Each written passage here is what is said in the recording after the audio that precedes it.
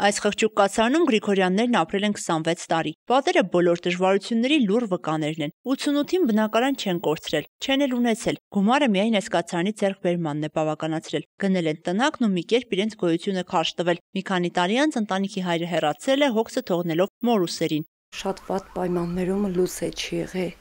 ջուր չի եղել, կրել եմ շատ ահավոր առնետների մեջ, երեխես է տղես թոշակառու եմ անգան։ Շիրակ կենտրոնի աջակցությամբ Գրիգորյանների ընտանիքը սեփական տանիք կունենա։ Մոսկվայաբնակ բարերարի միջոցներով Մուշ թաղամասում բնակարան է գնվել։ Ինչպես այս, այնպես էլ վերջին 6 ամսվա ընթացքում Շիրակ կենտրոնի շնորհիվ գնված բնակարանները կենտրոնի հաշվեկշռում են։ Նպատակը հետևյալն էր, որպեսզի բնակարանատեր դարձած նախկին Անօթևանը բնակարանը չվաճառի եւ կրկին դրսում չհայտնվի։ Քանի որ տարիների փորձը ցույց էր տվել, մեկ անգամ չէ, որ ընտանիքները նման քայլի էին դիմել։ Հովանավորները պնդեցին, որ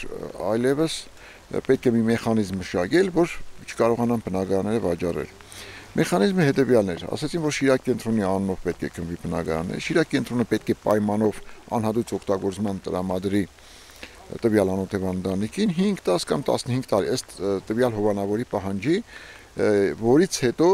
եթե իրենք պահպանում են պայմանագրով սահմանված բոլոր նորմերը, այսինքն չեն վաճառում, չեն այրում, երրորդ կողմին չեն փոխանցում, բնակարանները անհատույց վերջնականապես սեփականության իրավունքով տեղափոխվում է տվյալ ընտանիքին։ Եվ սկսեցի հետաքրքրվել, ասացին, որ բիզնես նպատակ չի, դա բարեգործական նպատակ է եւ որևէ հարկ չի կոյանալու։ Ավելին, մենք բոլոր կադաստրային նոտարական մուծումներն արել ենք։ Գրեթե յուրաքանչյուր բնակարանի համար մոտ 200,000-ից ավել գումար ենք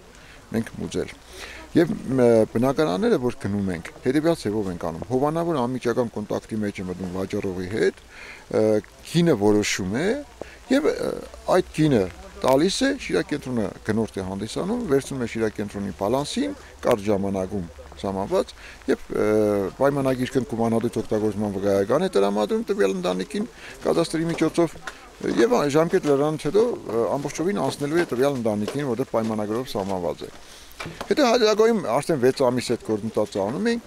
մենք հարգայինից հանգած ստանում ենք գրություն, որ դուք 8 տվյալ դեպքում 8, բայց 2 հատ էլ այդ ամիս էին կարել, այսինքն մոտ 10 բնակարանի համար հարգեր են գոյացել 10%-ի չափով։ Թվերի տեսքով արդեն բավական մեծ գումարի մասին է խոսքը։ Մոտ 8 բնակարանի հաշվով 10%-ը կազմում է գրեթե 5 միլիոն դրամ։ Մեզանից ուզում են ոչ թե մեր հարգերը, այլ բնակարանը վաճառողի հարգը։ Այսինքն մեզ ճանաչում են որպես հարգային գործակալ եւ ասում են դուք պետք է 10% վերցնեք տվյալ քաղաքացուց, ով բնակարանը վաճառել է եւ փոխանցեք պետությանը։ Օրենքը հասկանում եմ անհետեթություն է։ Գուցե օրենքը գրվել է բիզնեսի համար, որ եթե մարդիկ իրավաբանական անձիկ բնակարաններ են գնում, բիզնես նպատակով են գնում, բայց օրենքում բացառություն չի տրված բարեգործական նպատակով գնված բնակարաններ։ Հիմա իրենք պետք է կամ որովհետեւ Շիրակ կենտրոնը չի կարող այդ գումարը տալ։ Շիրակ կենտրոնը փակ ուղու առաջ է, հետագա գործունեությունը վտանգված է։ Դրամահավաք է կազմակերպվել, սակայն սա խնդրի լուծում լինել չի կարող։ Կենտրոնի նախագահի կարծիքով հարկավոր է վերանայել օրենքը կամ այլ մոտեցում ցուցաբերել բարեգործական հիմնադրամներին։ Այդ սկզբունքով որ մենք բնակարան տվեցինք, դա լավագույն մեխանիզմ էր։ Բայց եթե պետությունը ասում է այդ մեխանիզմին ցերց չի տալիս, հարգերը կամ պետությունը ուրեմն պետք է վերանայի ազգային ժողովի պատգամավորները, որ հիմա ձևացնում են թե չեն լսում իրենք, չեն տեսնում այս խնդրեմը եւ չգիտեմ թե ինչով են զբաղված։ Մենք իրենց փոխարեն